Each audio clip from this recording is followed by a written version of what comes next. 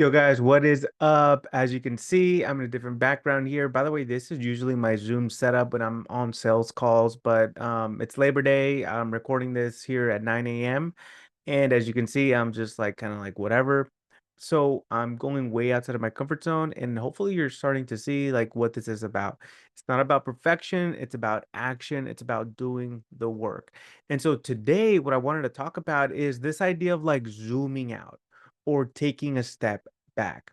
So let me start by saying that this idea initially came from Jocko. So if you guys know Jocko, he tells his story where he was in some sort of training or some sort of simulation, and he's in the military, and everybody was like on the ground and they were shooting at like people or whatever, right? They had to do their thing. But then he physically like got up and he was like, "Okay, what's going on here?" He saw the guys laying down, he saw kind of the targets down there, and he literally like took a step back. So by doing that, what did he do? He was able to get perspective. So if you're taking notes, which I know you probably are, write down the word perspective and circle it. Here's the biggest shift. So for me, I took that idea of let's take a step back. And then also metaphorically, when you think about it, you're zooming out. So I'll give you an example. There was a period in my life where I went through like 3 months of just like feeling uncertain, feeling like I don't know if this is gonna work, mainly on the business side. Okay. This is recently. And so the problem was that I had this really great partnership. I had this really great business opportunity that just ended abruptly.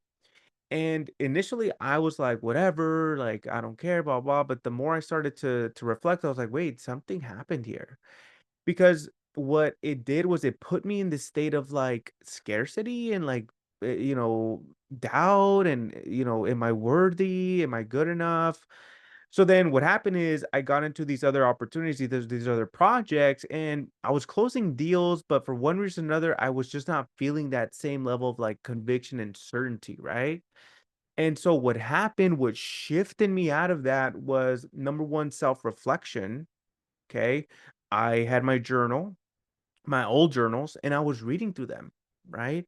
And I was like, wait, wow, okay. I was the way I was talking and writing, I can see there was an energy there, an energy of momentum, right? An energy of certainty, an energy of conviction. And so what I started to do was I started to flip through my pages and then I would just read that stuff out loud. Right. I would just say like whatever it is on the page, like, God, thank you for this beautiful day. I'm so grateful because I'm helping people and I'm having fun with my wife and my son after work or whatever, right? Whatever the journal was saying. But see, that's number one, okay, is self-reflection.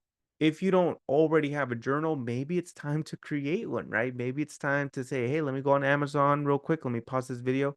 Let me get the journal and come back," or whatever.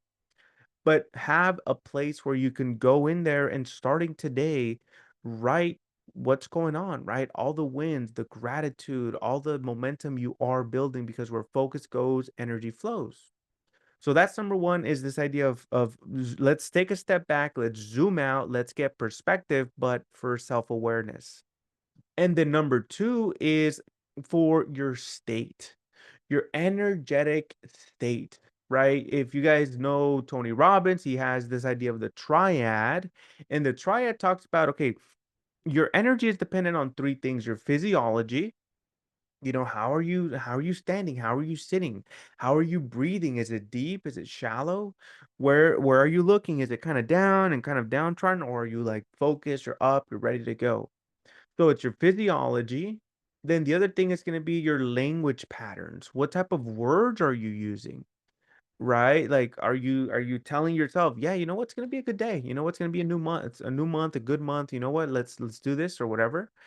But where are your words and how is that impacting you? Right? Do you tend to call yourself, oh, oh, I messed that up, or I'm an idiot, or I'm stupid, I'm this and that? Be very mindful and careful about the words that you choose. So you have your physiology, your body, your word choice, but also the other thing is going to be your focus. What are you focusing on?